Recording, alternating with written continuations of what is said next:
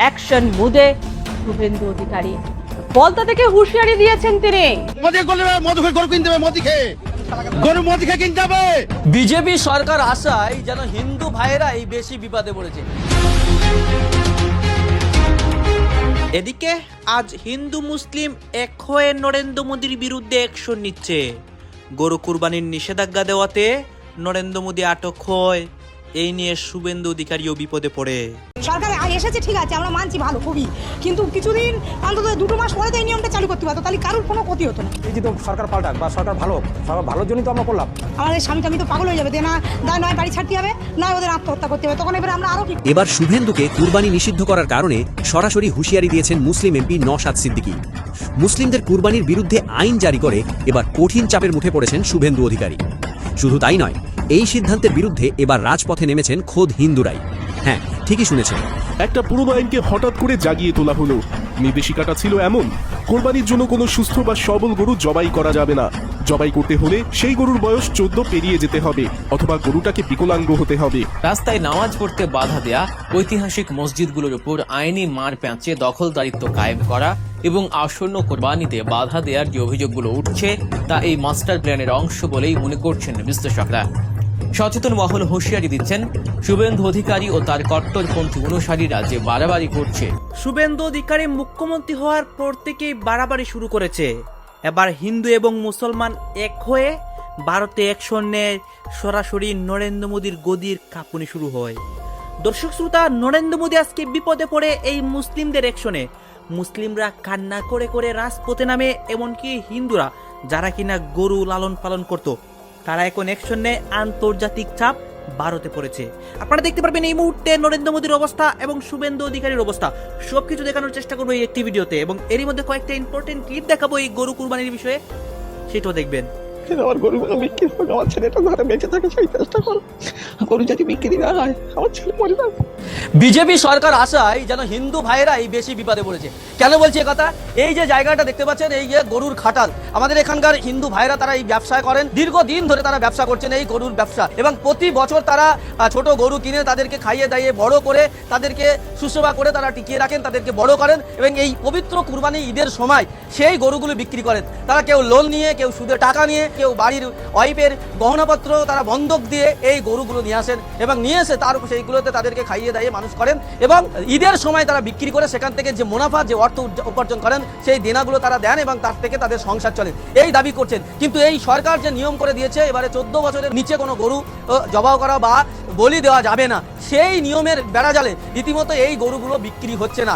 মুসলমানরা এসে এই গরু কিনছেন না, তারা অভিযোগ করছেন যে সরকার আমাদেরকে বিবাদে ফেললো রীতিমতো। আমরা চেয়েছিলাম অন্তত আমাদেরকে যদি সময় দিত, কুরবানিটা এবার করতে দিত, তাহলে আমরা পরে অন্য কিছু ভাবতাম, কিন্তু হঠাৎ করে নিয়ম তৈরি করার জন্য মানুষ বিপদে পড়েছেন। তারা বলছেন আমাদের আত্মহত্যা করা ছাড়া আর কোনো উপায় দেখছি না, কারণ লক্ষ লক্ষ টাকা তেনা করে আমরা এই গরুগুলো আমরা চাষ করেছি, এই গরুগুলো পালন করেছি, এবং এই ঈদ উপলক্ষেই আমরা বিক্রি করি। কিন্তু এবার আমরা, কেউ বলছেন আমরা 15 বছর, কেউ 20 বছর ব্যবসা করছেন, কোনো সময় এরকম ঘটনা ঘটেনি। এই বিজেপি সরকার আসার পরেই কিন্তু তাদের এই সমস্যার সম্মুখীন হচ্ছেন। চলবে কি সেটা পরের কথা, একটু যদি পরে টাকা না দিতে, তেল কেন গলা জড়িয়ে দিতে হবে? খুদি টাকা নেওয়া আমরা কি করবো? টাকা দিতে টাকা দিতে হবে না? বৌদির গয়না বন্ধক দেওয়া আছে, তা যেগুলো ছাড়াবো কি করে আমরা? যে ব্যাংকের লোন আছে, আমাদের লোনটা তাহলে মুখাপ করে দিক, তাহলে ব্যবসা আমরা ছেড়ে দেবো। এক্ষুনি আমরা কি করবো? গরু তো ভুসি দিচ্ছে না, বিচুলি দিচ্ছে না, আমাদের উপায় কি? তাহলে আমাদের আত্মহত্যা ছাড়া রাস্তা নেই। আগে তো আজ তো আমার ব্যবসা করছি, আজ ধরো 18-20-22 বছর ধরে ব্যবসা করে আসছি, কোনো সময় আরাম দেখিনি, এই প্রথম। আমাদের 2 মাস কি 3 মাস সুযোগ দেয় যে তোমরা গরু পরিষ্কার করে ফেলো, তাহলে আমরা গরুটা বেচার সুযোগ পাই। আর এই যে কুরবানির উপরেই আমরা তো ব্যবসা হয়, এই ব্যবসা কোনদিন চলে না, কিন্তু কুরবানিটা বন্ধ করা মানে ব্যবসাটা বন্ধ। আমি চাই কুরবানির এবারটা হোক। এবং তারা রীতিমতো কাঁদছেন, তারা আক্ষেপ করছেন যে আমাদের সংসার চলবে কি করে, আমরা দেনা মিটাবো কি করে, আমরা মানুষের কাছ থেকে যে টাকা নিয়েছি, যে আমরা লোন নিয়ে যে টাকা নিয়েছি, তারা কিভাবে মেটাবো, সেই নিয়ে তারা কিন্তু রীতিমতো চিন্তায় পড়ে রয়েছেন। তারা ঠিক কি বলছেন, তাদের কি অভিযোগ, তাদের কি বক্তব্য, শোনাবো আপনাদের। এটা কি সরকার? মানুষকে মেরে ফেলে দেবো মানে তো? আমাদের যত এই ব্যবসাদার আছে প্রত্যেকের মরতে হবে আগে। আমি কি বলবো, আমি মনে আনতে পারছি না। ওরা আমার 1 প্যাকেট বিষ কিনে দেয়, আমি বিষ খাই, আমার ওষুধ নেই, আমি সকাল থেকে ওষুধ খেতে পারি।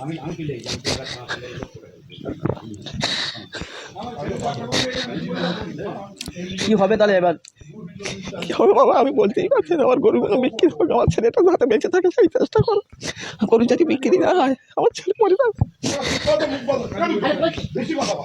আপনারা যে গরু ব্যবসা করছেন, সরকার বলেছে যে 14 বছরের উপরে কোনো গরু বলি দেওয়া যাবে না বা কুরবানি করা যাবে না। তো সেই ক্ষেত্রে আপনাদের ব্যবসার উপরে কি কোনো ইফেক্ট পড়েছে? এবার 14 বছর গরু কোনোদিন খাটালে থাকে না। 14 বছর গরু মানে বুড়ো গরু। খাটালে যা গরু থাকে 5 বছর, 6 বছর, 7 বছর, 4 বছর বয়স। ও যা বলে সরকার তো আমার হাতে কুরবানি না হয় এরকম কথা। আমরা যে ব্যবসা করি বছর বছর করে থাকি, এই যে ভারতবর্ষ চলছে, এই যে আমাদের বাংলায় যে গরুর ব্যবসা হয়, বিহার, উত্তরপ্রদেশ, উড়িষ্যা, বাইরে থেকে গরু আসে। সরকার মনে করে বাইরে থেকে গরু হাঁটা বন্ধ করুক, আমাদের 2 মাস কি 3 মাস সুযোগ দেখ যে তোমরা গরু পরিষ্কার করে ফেলো, তাহলে আমরা গরুটা বেচার সুযোগ পাই। আর এই যে কুরবানির উপরেই আমরা তো ব্যবসা হয়, এই ব্যবসা কোনোদিন চলে না। কিন্তু কুরবানিটা বন্ধ করা মানে ব্যবসাটা বন্ধ। আমি চাই কুরবানির এবারটা হোক, সিস্টেম বেঁধে দেখ, সিস্টেম অনুযায়ী কুরবানিটা হোক। পরের বারে না হয় আমরা কুরবানির জন্য আমরা বেদির ব্যবসা করবো না, গরু পুষবো না, অন্য কিছু করে খাবো।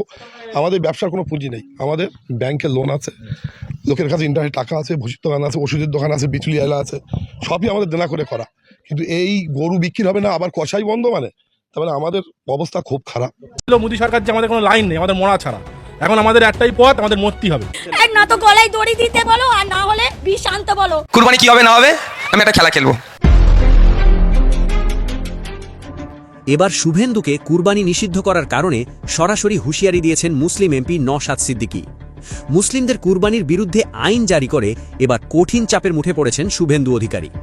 শুধু তাই নয়, এই সিদ্ধান্তের বিরুদ্ধে এবার রাজপথে নেমেছেন খোদ হিন্দুরাই। হ্যাঁ, ঠিকই শুনেছেন, যে আইন করা হয়েছিল মুসলিমদের আঘাত করতে, সেই আইনই এখন হিন্দু ব্যবসায়ীদের পথে বসিয়ে দিচ্ছে।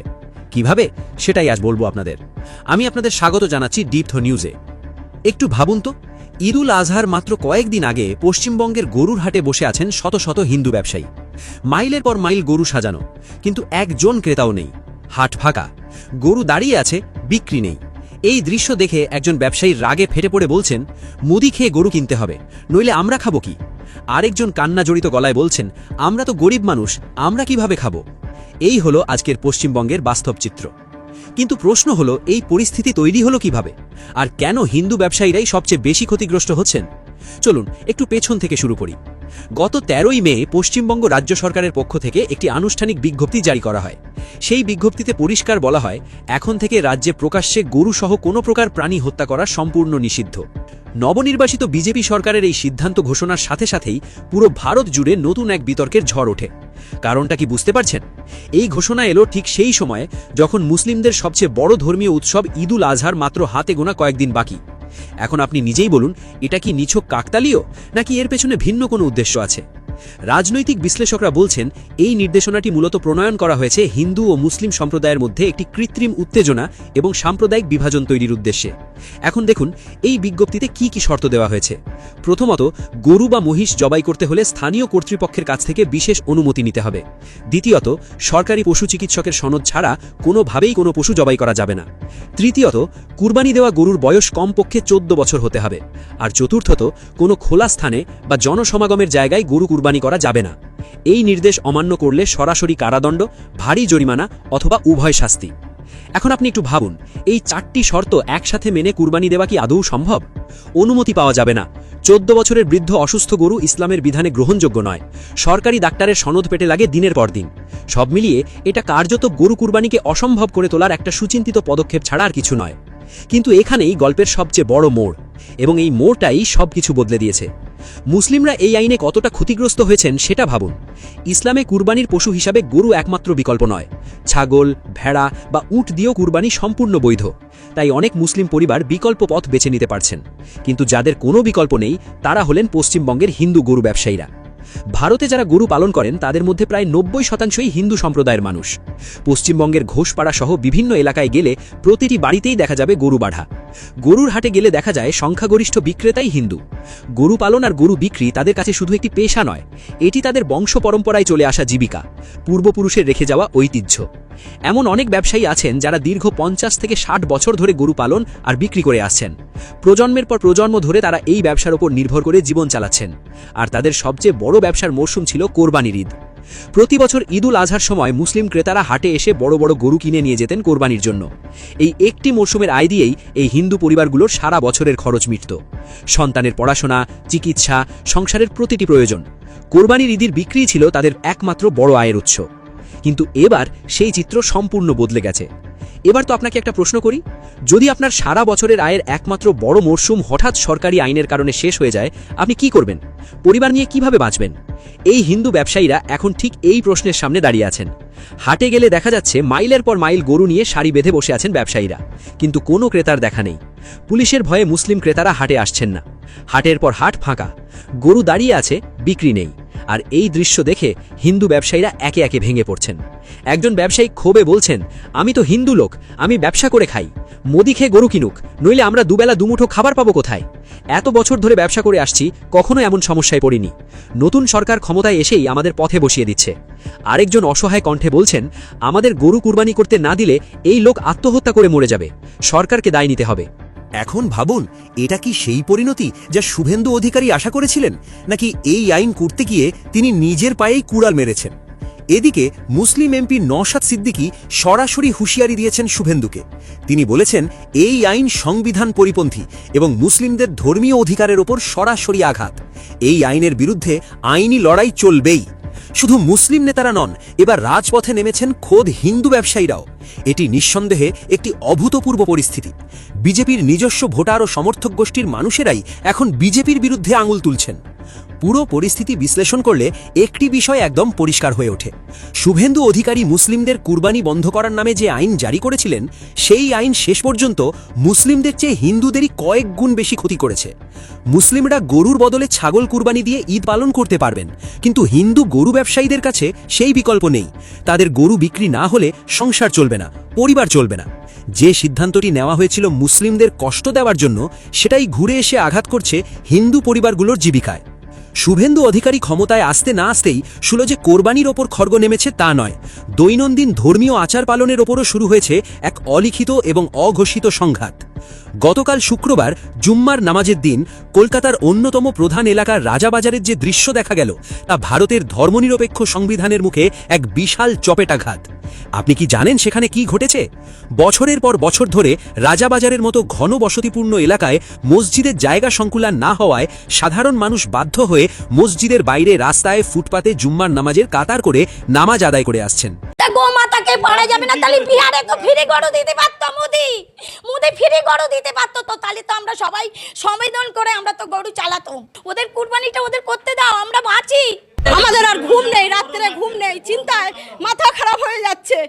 আমি তো হিন্দু লোক, আমি তো দাস, আমি ব্যবসা করি খাই। মোদি করলে মধু খেয়ে গরু কিনতে হবে, মোদি খেয়ে।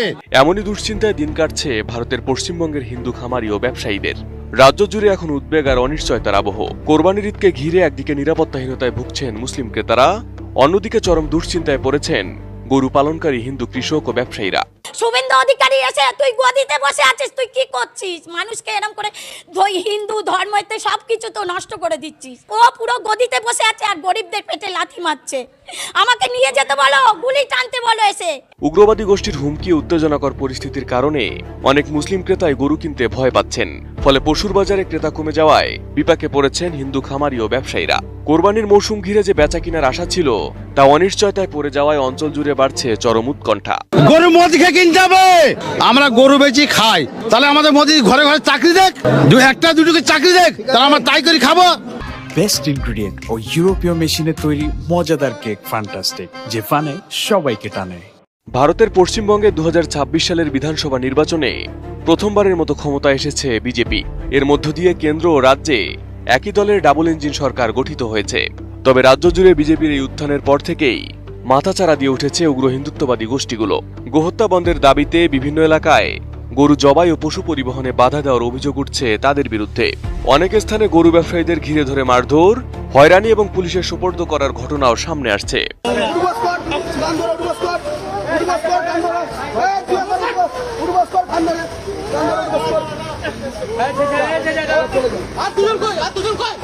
এমন পরিস্থিতিতে মুসলিমদের অন্যতম ধর্মীয় উৎসব ঈদুল আজহাকে ঘিরে পশ্চিমবঙ্গের অনেক এলাকাতেই এখনো কোরবানির পশু কেনায় অনাগ্রহ দেখা যাচ্ছে। মুসলিমদের অভিযোগ বাজার থেকে কোরবানির উদ্দেশ্যে গরু কিনে বাড়ি ফেরার পথে বিভিন্ন স্থানে উগ্রবাদী গোষ্ঠীর বাধা, হয়রানি, এমনকি জোর করে গরু ছিনিয়ে নেওয়ার ঘটনাও ঘটছে। আর এমন পরিস্থিতিতে অনেকে এবার পশু কিনতে সাহস পাচ্ছেন না। আমি তো হিন্দু লোক, আমি তো দাস, আমি ব্যবসা করি খাই, তাও তো অসুবিধা হয়েছে, কি করবো? না বেচা কেন নেই, ভয় কিনছে না কেউ, পুলিশ ধরবি বলে ভয় করছে, কেউ কিনছে না, আবার চাষিরও অসুবিধা হয়েছে। এদিকের প্রভাব সরাসরি পড়ছে হিন্দু গরু ব্যবসায়ী ও খামারিদের ওপর, কারণ তাদের বছরের বড় একটি আয় আসে কোরবানির মৌসুমকে ঘিরে। ঋণ নিয়ে গরু পালন করে মুসলিম ক্রেতাদের কাছে বিক্রির আশায় থাকেন তারা। তবে এবার এখন পর্যন্ত গরু বিক্রি না করতে পারায় বড় লোকসানের আশঙ্কা করছেন খামারিরা। দর্শক, আপনারা তো দেখলেন এখানে কি কথা হচ্ছে, অনেকে কিন্তু অনেক কথা বলতেছে। বিশেষ করে এখানে আমরা দেখতে পাচ্ছি শুভেন্দু অধিকারীর বিষয়ে কথা হয় এবং গরু কুরবানির বিষয়ে অসত্য তথ্য আমরা দেখতে পারি। গাইজ, এই বিষয়গুলো দেখে আপনাদের মন্তব্য কি? আপনাদের গুরুত্বপূর্ণ মন্তব্যটা অবশ্যই আপনারা আমাদের কমেন্ট বক্সে লিখে যাবেন। সর্বশেষ আপনাদের কাছে আমাদের রিকোয়েস্ট থাকবে, আপনারা আমাদের চ্যানেলে নতুন দর্শক হয়ে থাকলে চ্যানেলটি সাবস্ক্রাইব করবেন এবং পাশে থাকা বেল বাটনটি বাজাবেন, যাতে করে নেক্সট ভিডিওটা সবার আগে আপনাদের কাছে পৌঁছে যায়। ধন্যবাদ।